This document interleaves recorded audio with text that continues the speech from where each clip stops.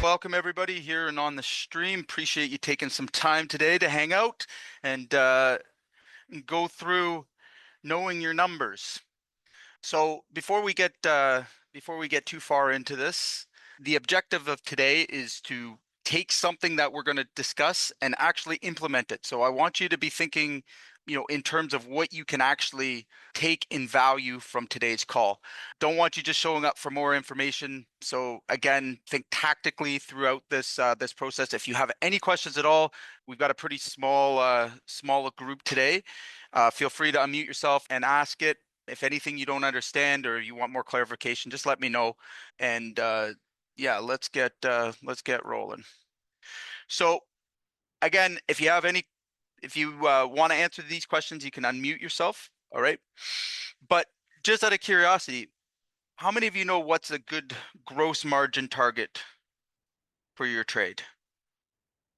If you want to give me your number in the chat as well.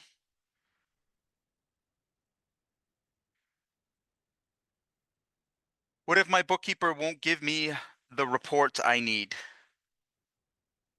Okay. How do I actually calculate EBITDA without a CPA? And how often should I be looking at these numbers? Oh,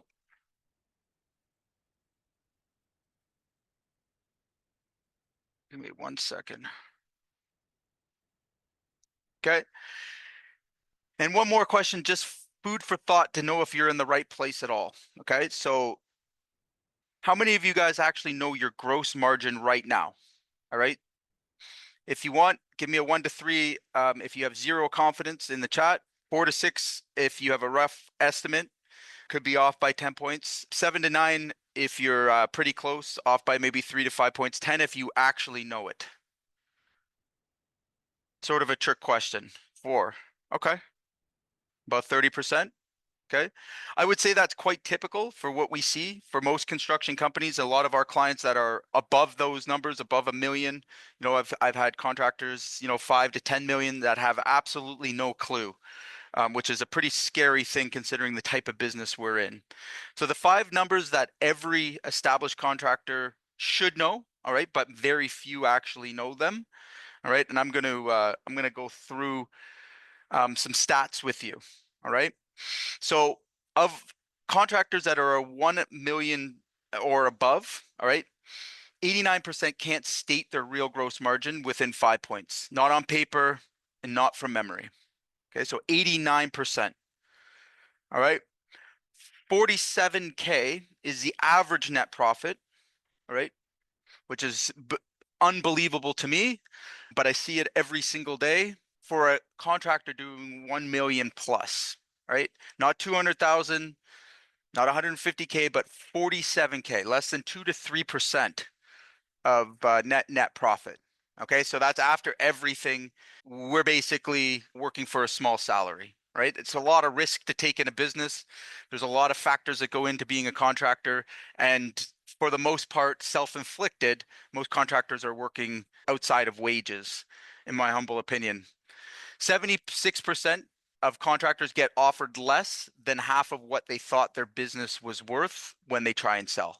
And this is probably the saddest thing that I see almost on a daily basis now with owners that are getting to that stage where they're thinking of retiring or moving on past the business. All right. And ultimately, if they get an offer at all, which is rare, for every 11 construction businesses that are going to go on the market, only one is going to sell. Okay, so you'll start to understand hopefully why these numbers are so important and why systems and having value built into your business is where we should be focusing on and measuring. All right, so type guilty in the chat if you've ever done any of these. Quoted a job from memory because you know your numbers. Approved a 50K payment without knowing your cash on hand.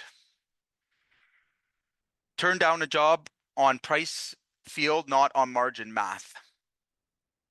So if anybody's ever done this, you can put guilty in the chat.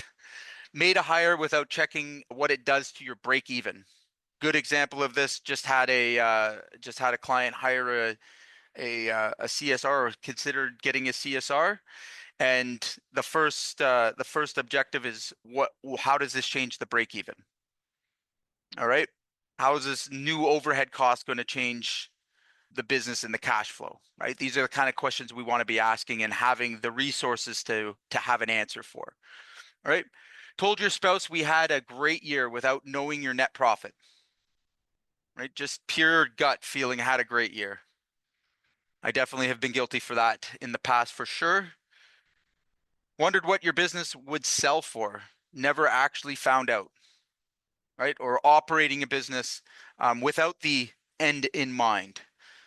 Okay. And we should always be planning for our exit, even if you don't plan to exit your business. All right. If you want to have something to show at the end, it's very, very important and vital that you start planning your exit and making your company liquidable. Okay. So we're going to talk about that a little bit, what liquidable means. And in the basic way I can explain it is when you have a EBITDA above 20%, all right, and your revenue is above about $1 million, there's a better chance that you could be sold, right? So you have an asset. Anything that's outside of those numbers, which is typical, all right, means that you have a business that won't sell. All right. So no one would really buy your business. Therefore, it's not an asset. It's a liability. In a lot of cases, it's just a low paying job. Right. We don't want that. So we got to be intentional around how we build our business, how we structure it, and how we get it to a liquidable state. It's also the point of where you can get bank loans, and where a lot of things can develop for your business. But it all starts with that, getting that EBITDA under control. So the 5 numbers that separate owners from operators, all right, every time is first gross margin. What's really left? Net after everything, all the expenses are paid, what do you actually have? All right. How much cash is left in the bank? How much did you actually earn? All right. Another big important number that is the most overlooked, overshadowed number is your break even. All right. At what point have you done enough work? All right. That all of your bills are paid. All right. And you're in a profit scenario. Okay. I would say the average contractor we work with, when we first start working with them, when they discover this break even, it's a shock, it's a jolt. All right. But once they understand it, work to start to get the break even lower and lower, big things begin to change and focusing on those margins. But again, this is where the stem of cash flow problems occur, right? The owner rate, all right? What's your hourly cost? Something so easy to calculate, all right? But very rarely are we actually doing it, all right? So what ends up happening 9 times out of 10 is that you end up doing $20 and $30 an hour jobs instead of doing the $200 and the $1,000 an hour jobs. Okay. And it's just not understanding what the actual value is that you bring to your business. As a CEO, you'd be worth nothing less than $200 an hour. All right. If you're really good at sales, it's $1,000 an hour plus. Okay. But yet we're completely inundated with operational tasks that are $20, $40, $50 an hour. And it's a trap, right? It keeps you trapped for a long period of time. Or you're on the tools again, because that's and we all start out there at one point or another. All right. But you need to be strategic with getting yourself out of that $40 to $50 an hour position and into a $200 an hour position, and focusing on those tasks that are actually going to bring that value. But if you don't track it, you can't manage it, right? So if you don't measure it, you can't manage it. Cash runaway, right? So how many weeks until you're out of cash? So how much cash flow do you have, or cash on hand? All right. And the final one is your sales numbers. So what are you actually worth today? How liquidable is your business? Okay. So those are the top 5 that I would say for companies that are doing $1 million. These do change slightly as you develop into higher revenues and have a different structure. All right. But for the sake of today, we're going to focus on just those 5. All right.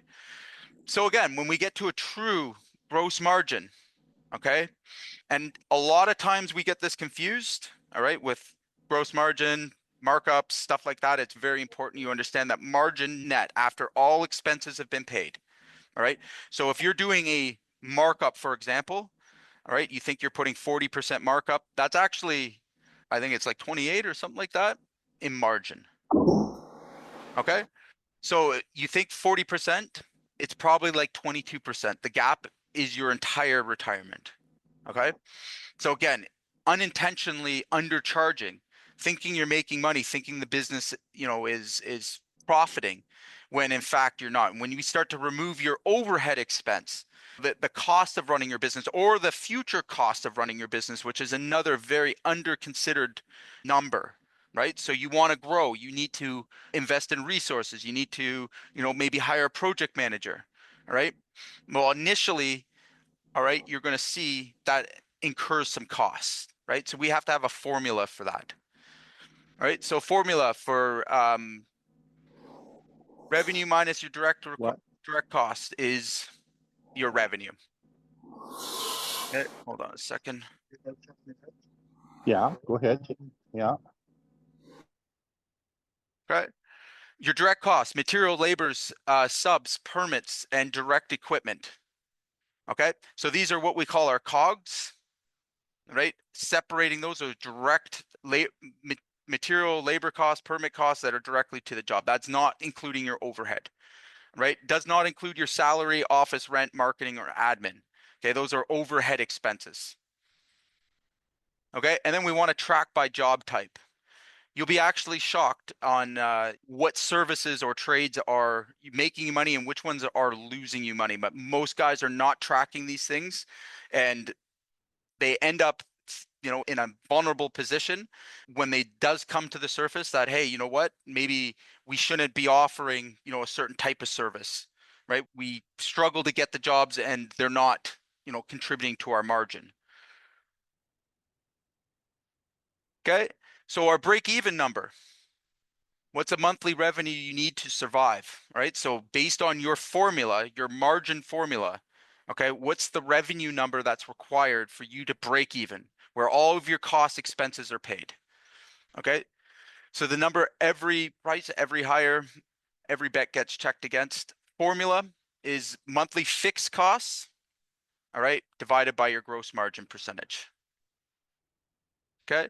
Did I have anybody on here that was actually calculating these? Maybe give me a one in the chat. Is anybody actually calculating your break-even numbers? I know I have a few members in here, so they would be, but no? Okay. We'll make sure that we send out the slides for you guys as well. They're relatively easy. We have some templates. Actually, Maria, do you think you could throw in the break-even template in the chat for us, if you'd be so kind? Fixed costs, rent, utilities, salaries, insurance, subscriptions. Okay. They do not include job costs, right? So those COGS have to be separated. Okay, that's not a true reflection. And the result is your revenue floor. Below equals losing, above equals making it. Okay. Okay. And what your time actually costs on paper. So the number that makes delegation stop feeling like a luxury, right? So again, very sobering process when we get into it. When you start to actually calculate your hourly rate, your hourly cost, how much you should be charging for yourself, and then choosing to say no to certain jobs that you shouldn't be doing, and prioritizing the delegation.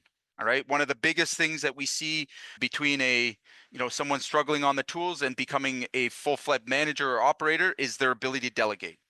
Okay. You stop being the doer, you have to become the delegator. All right.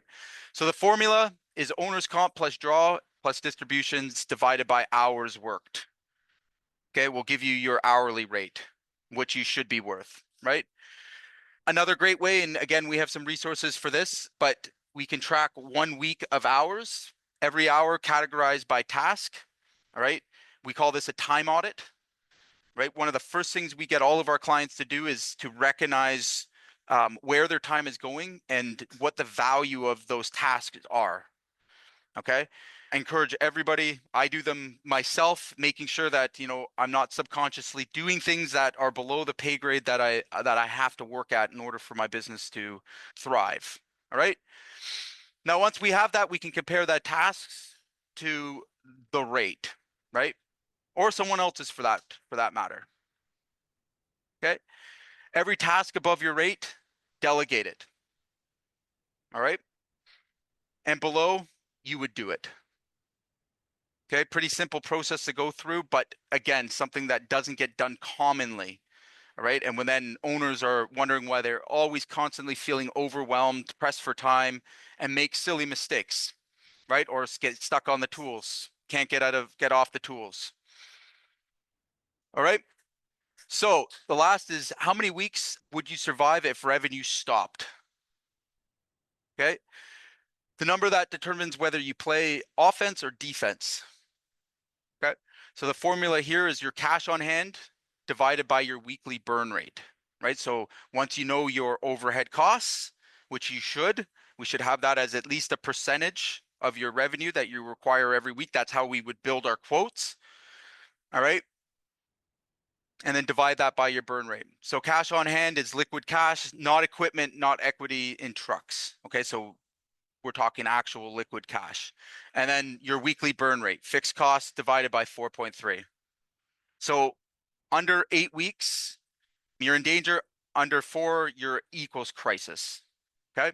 So this is another very common problem I see. Almost, I would say it's with every new contractor we work with, is not having enough cash on hand or not having enough saved in revenue. All right. And what that ends up doing is putting us in a reactive mode. All right. And we often see riding the roller coaster. All right. The last one here, guys. What's your business would actually sell for today? Okay. Very, very important number. And even if you're not planning to sell your business, okay, this is a true health indicator.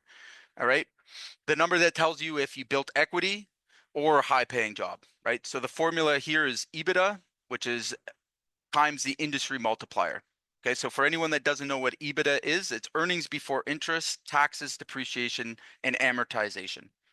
Okay, so this is the number that an investor would look at on top of other factors if they were to consider buying your business. Okay, so key areas, if we want to see how liquidable we are, is your time. How much time are you actually spending in the business? Now, if we were to step back for a second and think like an investor, put our investor hats on, all right, how comfortable would any of you guys feel buying a business where the owner, spent 100% of their time in the operation? Who here would feel comfortable putting substantial money on that? I certainly would not. And the first place we're going to look, if we're, when we've bought quite a few businesses, myself personally, and it's one of the key indicators whether I'm giving a 1 or 2 multiplier or 4 or 5, that directly tells me what would be involved and what risk I have, right? So an EBITDA, the standard would be to even be in the ballpark to be considered, by an investor or buying it, buying in any sort of venture capital or anything like that, you must have a 20% or above. And the reason's pretty simple, is they wouldn't be able to finance buying your business. If the only other option would be, somebody buying you for cash, and they still wouldn't buy you with a EBITDA lower than 20%. It wouldn't financially make sense. All right, unless you had some sort of patent or something like that, might be the only situation. All right, so the next is the contractor's multiplier. So this is really where it counts when we're thinking about selling our business. All right. The typical contracting business, if it gets sold, and remember, only 1 in 11 businesses now and into the future that go onto the market in the construction world, all right, will actually sell. All right. And that's going to become more and more difficult. All right. Just because there is a lot of boomers and Gen Xers that are moving into retirement. All right. It's a good opportunity for anybody that's, still, millennials and down. Great time to buy businesses. All right. But if you ever get into the process of buying or purchasing a business, you're going to very quickly figure out about multipliers. All right. So a typical multiplier would be 2 times your EBITDA. All right. For most of us, that's not retirement. Okay. Now, on the other hand, if we've built good systems and we can prove that we're outside of our business, meaning our business does not require us, our EBITDA is above 20%, okay, and we have a business that operates without us, we can start to see 8 to 10 multiplier. Okay, so now we can see why it's worth investing in systems and processes and having the business be able to function without you. Okay. This was one of my driving numbers for myself and getting out of my business and out of the operations. And one of the most motivating things was being able to calculate the equity that I've built within the business and becoming disciplined around it. Okay. When you start to work in that way, it starts to limit some of the choices that you would make. All right. And opens up opportunities that you would have otherwise not recognized. Okay. And again, guys, I hope you're putting the pieces together here. But when you don't know net profit, all right, on the job base, on the job cost base, on the overall, all right, what do we end up doing? What do we end up doing if we're not tracking those numbers? We're not being held accountable to those numbers first. What do you think happens? It's pretty simple, right? Our margins erode. We take on jobs we shouldn't. Maybe we don't invest in marketing. We don't invest in, systems. And next thing you know, we're 10, 15 years down the road and we have a business that's not worth anything besides the trucks and equipment. Okay. Again, I know a lot of owners that are in even scarier positions where like this whole business, they didn't have a retirement plan or anything else. The business is the retirement plan. Okay. So again, how do we start to turn these things around? It's the formal discipline. It's focusing in on the numbers that count, all right, and building systems around that system, around that process rather. Okay. So again, just to know you guys aren't completely lost out there with this, all right, rate yourself. Your gross margin, do you know it within 2 points? Break even, do you know your monthly floor? Okay.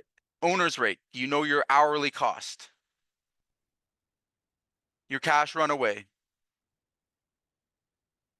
all right? Your sales number for a real valuation.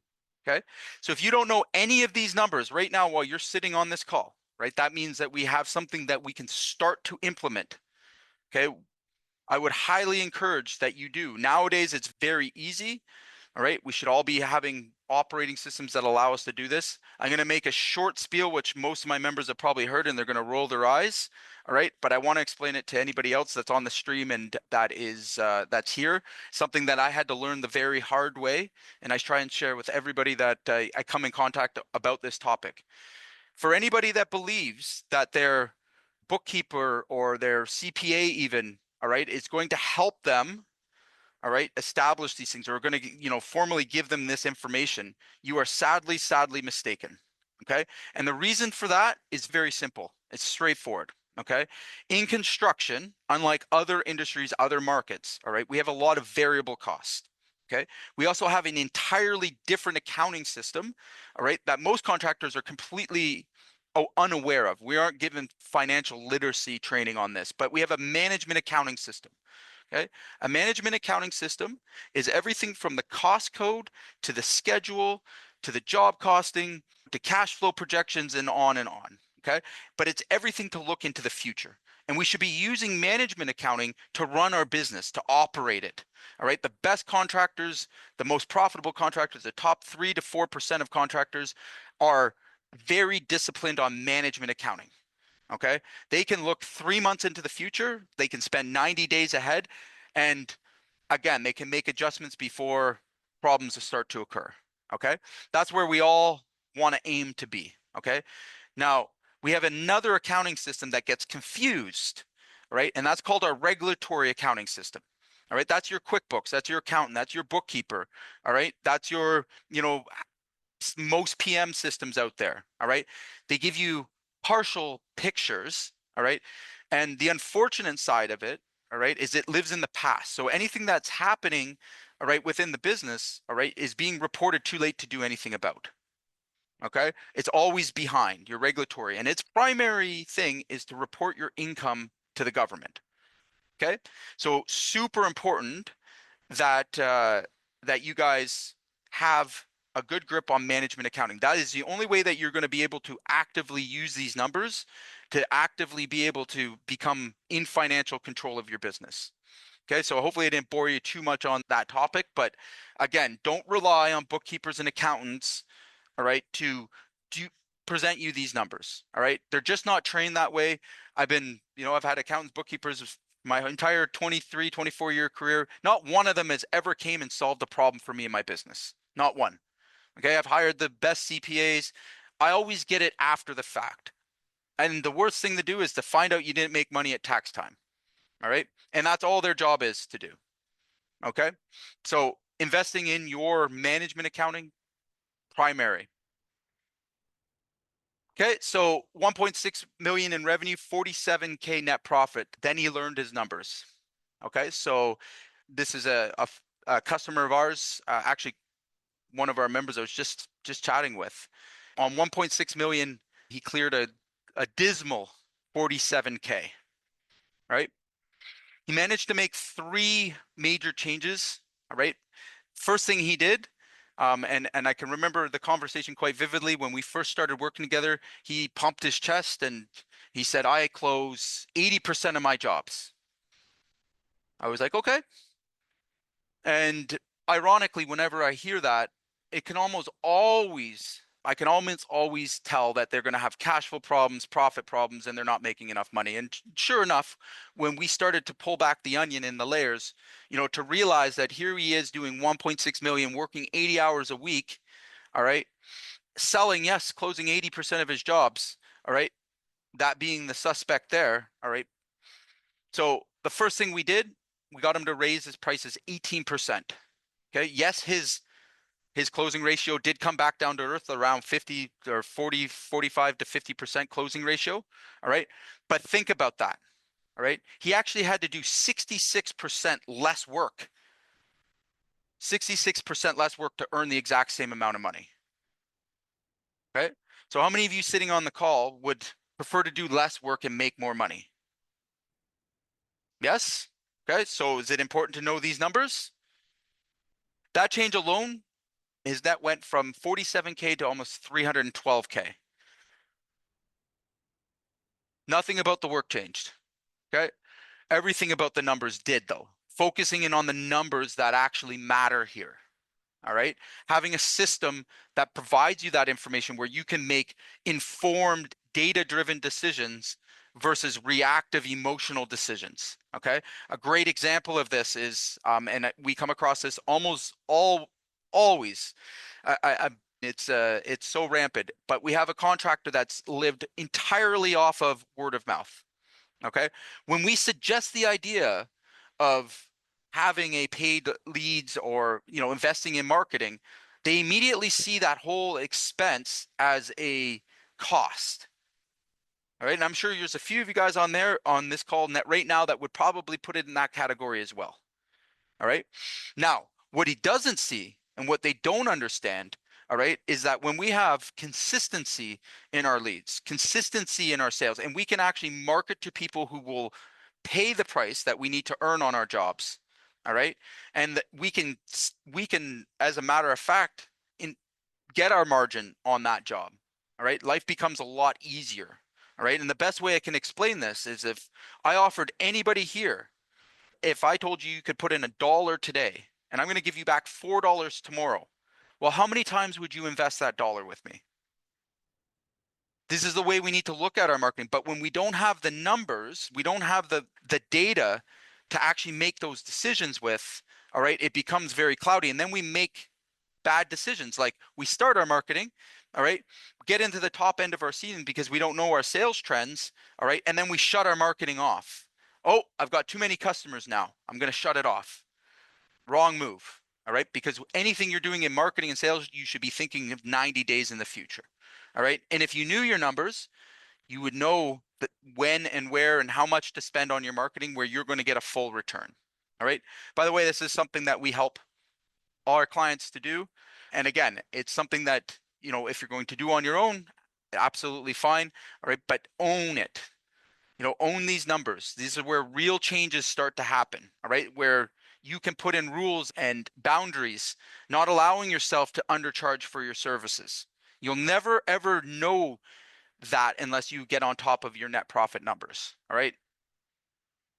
So have you heard this before? I don't have time to look at the numbers. I hear this quite a bit. Right. That's a huge excuse. And I'll be completely open and honest with you.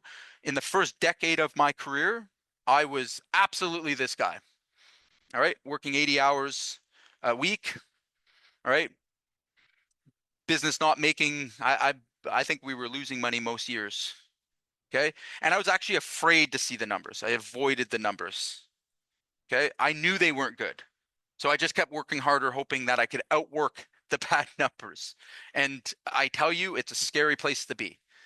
All right, didn't work out for me. It probably won't work out for you. But once you become aware and in control of them, it changes everything. Right?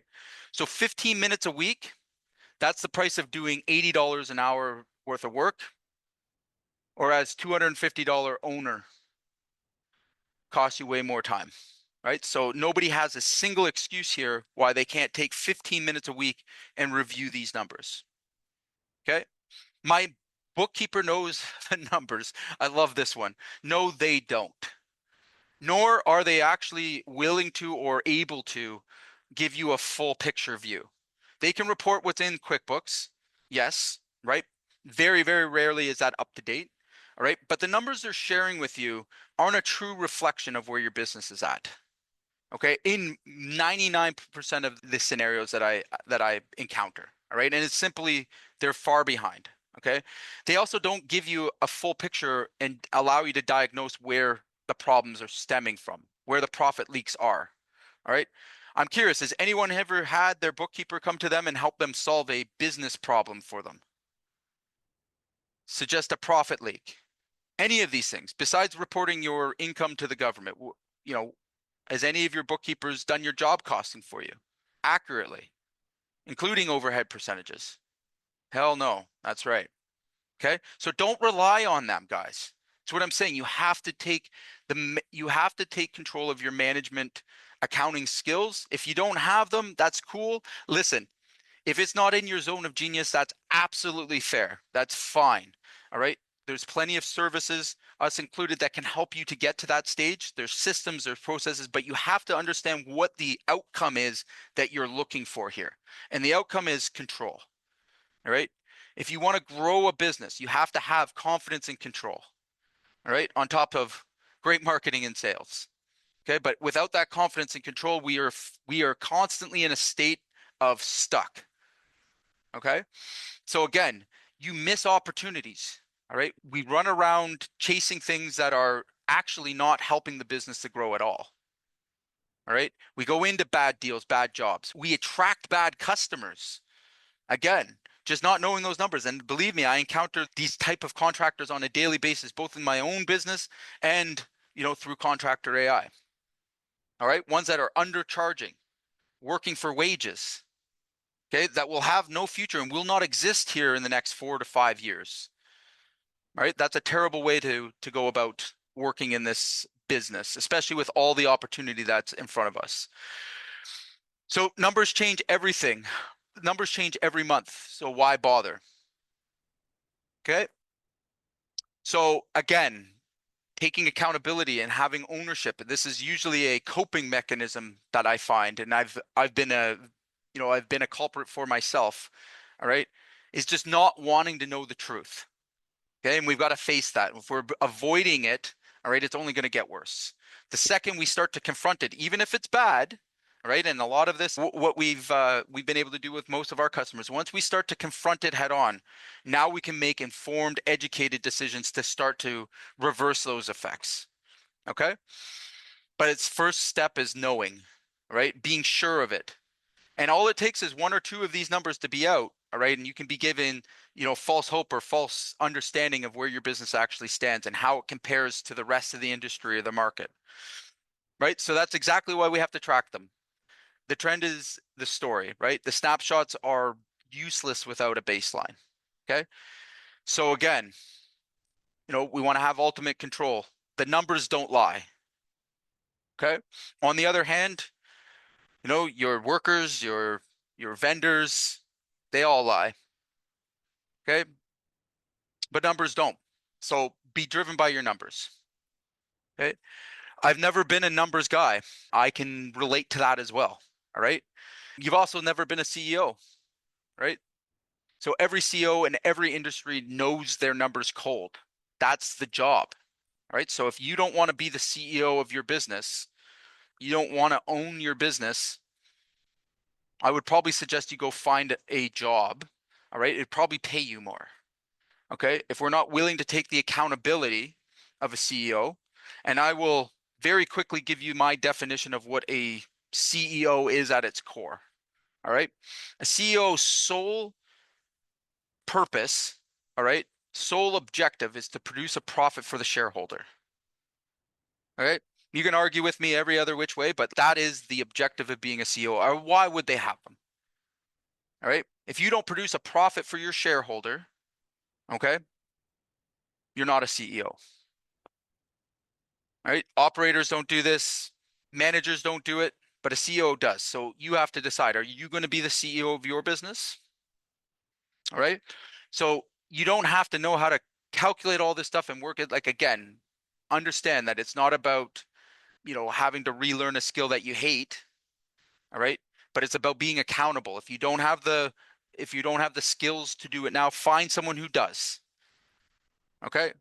Again, reach out, be vulnerable, take that first step.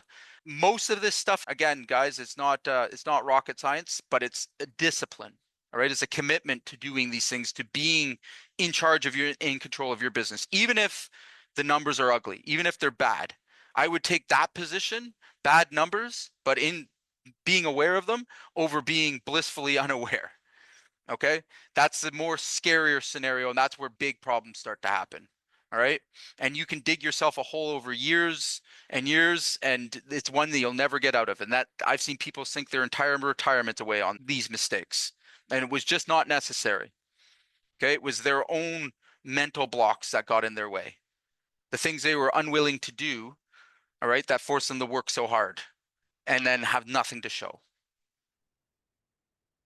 Okay. So again, A, B, C, D, E, gross margin, right? Job type, breakdown, hidden leaks, real formula, right? So if we can get the A, B, C, D, E, all right, your break even, your fixed cost pricing decisions, and your safety floor. C, your owner rate, the delegation math, hours tracking, and what to drop.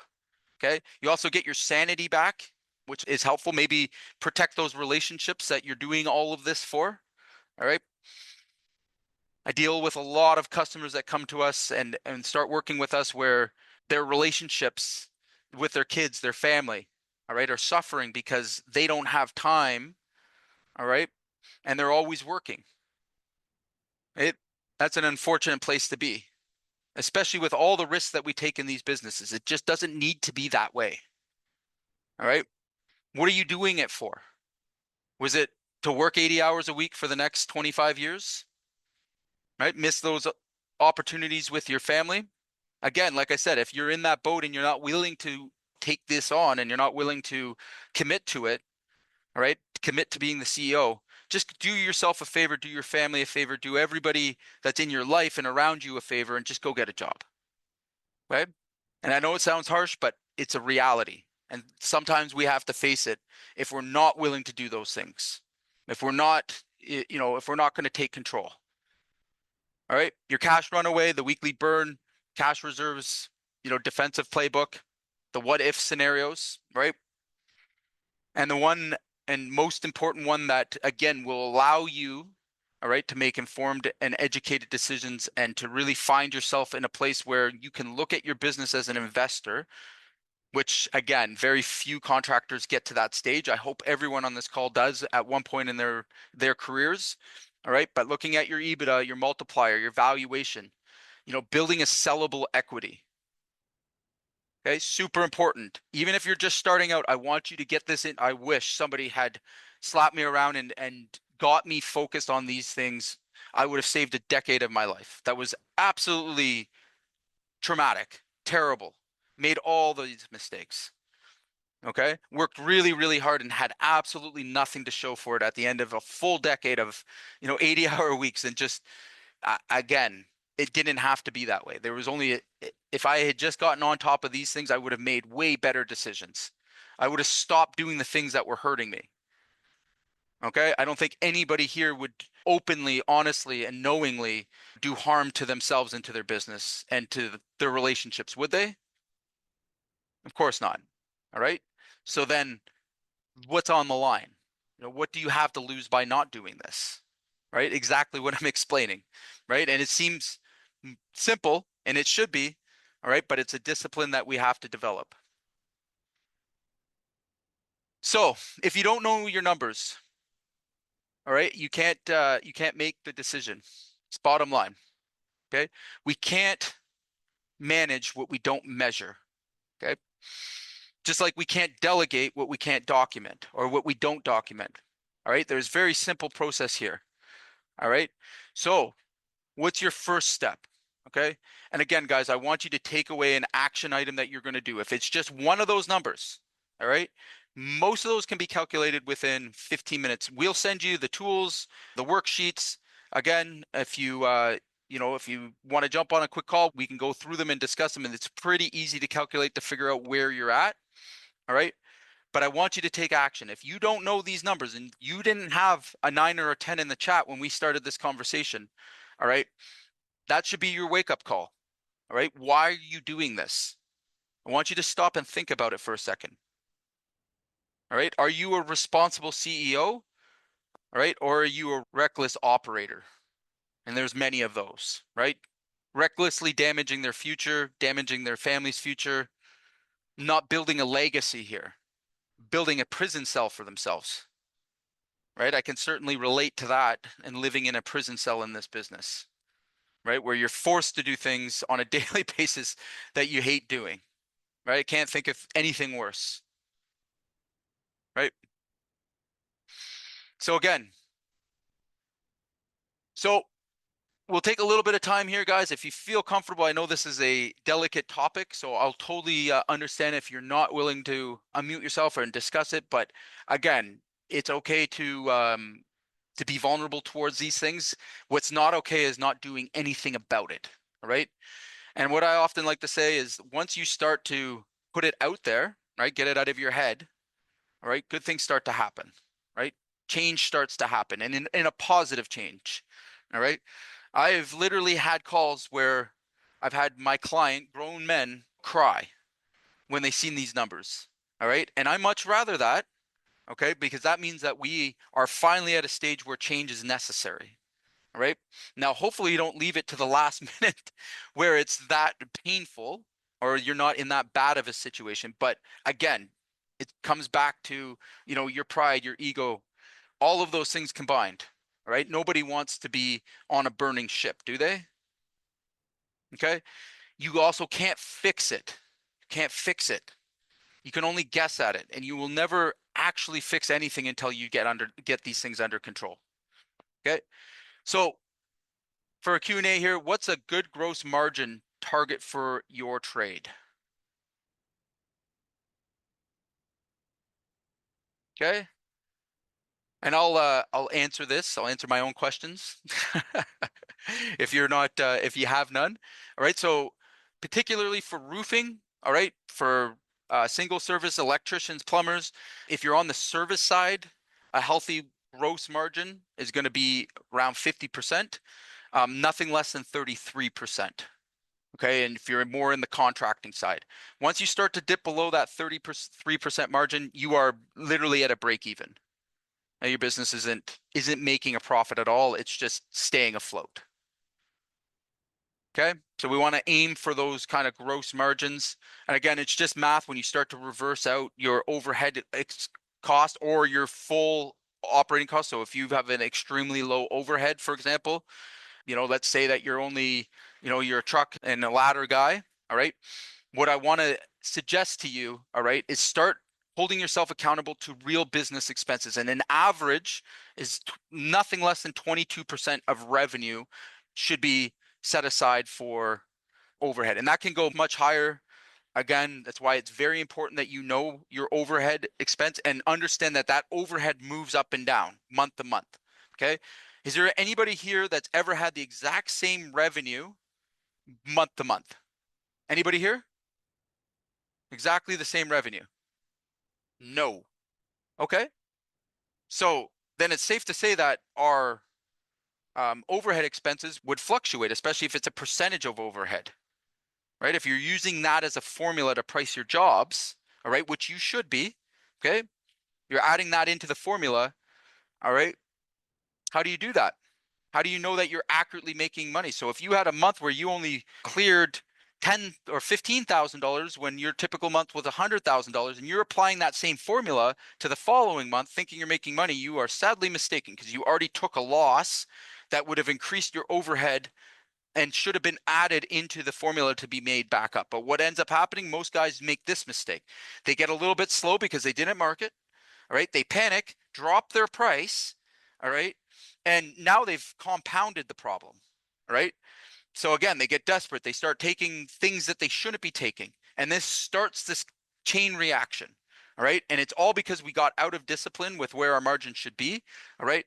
And we don't have a backup plan. Right. We don't have more opportunity than we need. Okay. Which is very easy nowadays. Right. It's never been easier in the history of contracting. Yep. So being a contractor, sometimes payments don't come in as consistent. Agreed. Absolutely. So let me ask you this. Is it responsible to not be able to have at least 8 weeks of costs banked away? If we don't have that, if we're not able to put 12 weeks, myself personally, I have 6 months where I could absolutely take no revenue and continue my costs. All right. Now, I'm going to be honest with you. That might seem like I'm bragging or something, but when you've lived on the other side of this, okay, when you've ran your business into the ground, and I did that a decade ago, where, the pain of and the suffering of all the work I had done, everything that I had worked towards, all right, to find out at the end that, I'm hundreds of thousands, well, actually millions of dollars in debt, all right, and only then actually make a change, all right. I could have saved a whole decade of my life, all right, had I just taken less, done the jobs that were actually making me profit. All right. Once I started to realize that you have to start with profit first. Okay. You have to be focused on that number. If or else, why would you be doing it? Are we in business to make a profit? If you're not here to make a profit, right, you're here for something else. All right. Again, I would strongly suggest that you go get a job. Okay. Again, it sounds harsh, but it's a reality. It's a fact. All right. Once you start to focus and maintaining, hey, I'm not doing a job for less than 33% margin. You know what happens? Probably the opposite to what you think. Your closing ratio doesn't go down. Right. A lot of people associate that with no. In fact, you have money to spend on marketing. You have money to put away to protect your business. All right. Heaven forbid you take a vacation. You want to leave and go leave for 2 weeks. There's cash there. All right. Again, I understand the cash flow thing better than most people do. We run a fairly large company. We have cash flow rules in place. All right. How we collect our money, which jobs we agree to, which contract terms we agree to. All right. All of these things are controls. All right. They're things that can be implemented into your business. I have countless customers, all right, that have completely cleaned that up. So that's not a concern anymore. All right. We have money in the bank if we're taking terms, but more importantly to that, all right, why are those payments behind, right? What in the process allowed somebody not to pay you for your services on time? All right. So there's more questions to that. Okay. So another one, how often should I be looking at these numbers? Okay. That's a great question. Thank you, Jay. So I would say as often as weekly, if you can, 15 to 20 minutes. All right. That is probably the most healthiest way to go about it. All right. Bare minimum once a month. Okay. And we should be doing it. Typically, you would do it on the 15th. All right. That way you have 15 days if things aren't in your favor. All right. To make some changes. Okay. Again, I brought up a little earlier about management accounting and why in management accounting, we have mechanisms there that control schedule. All right. Schedules related to your cash flow. All right. And you'll understand why good contractors are very sure about their schedules. Okay. So all of these things are related. They're all a system, a process. Any other questions before I wrap this this baby up for us? Oh,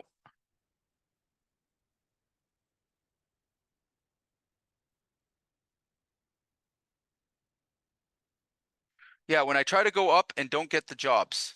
Okay. I hear this quite often. That's an easier problem to fix, all right, than being underpriced. All right. So what I'll say there is that it's generally a marketing and sales process that's restricting you from, getting those higher end jobs. Typically what I end up finding out behind that, that question, all right, or that statement, all right, is that we aren't truly selling our jobs. We're not differentiating ourselves. We don't have a great offer. We're just offering services. So the best kind of example I'll give you for this, all right, how many of you have gone into your customer's home and said, I do great work, good quality work, you should hire me? On the contrary, how many of you guys have gone into your customer's house and said, hey, you know what? I'm going to do really mediocre semi-par work. I might steal your deposit today. Anybody said that? Okay. Yes, sir. Yeah. All right. Maybe too honest. I saw Right? you. I saw your name in the call display, so I wasn't Oh, sure if that was. hold on a second. Oh, okay. The point I'm trying to make here is when you show up and you sound like everybody else, you will get, and you look like everybody else, okay? You are forcing your customer to choose on price, okay? So again, much easier problem to fix, very easy to differentiate yourself these days and to demonstrate value, okay, to your customers. It does require adjustments and change, and that's the scary word in the room, right? Because everything I've talked about today is change. Okay. Everyone likes to talk about it. Ain't nobody like doing it. I can tell you that. I am in the change business. I help people change their businesses, change their lives every single day. Okay. But it comes down to this, right? If you're not willing to change, if you're not willing to make uncomfortable changes in your business, then don't expect things to ever get better. Okay. That would be the definition of insanity, right? It's not just going to magically get better one day. Okay. That doesn't happen. It comes from discipline. It comes from stepping into that uncomfortable zone. All right. And doing what actually matters, what actually moves the needle. Right. And that's sometimes hard to see. Okay. So if you're struggling with any of these things and would be happy to have a chat with you, help you to get through these numbers. Again, no pressure or anything. I'll throw my link in the chat there. Oh, they're already there. If you guys are interested in this, you want to get control of it. Otherwise, we'll send out some resources. Maria, we'll send out our job cost forms and stuff like that for everybody that's on the call today. We'll make a package up and email them out to you guys so you can get a hold of your numbers. Okay. All right. Appreciate everybody's time today, and please take some action. All right. Just get one thing done. Doesn't have to be perfect. Done is better than perfect. All right. But take that first step. We'll talk soon. Thank you.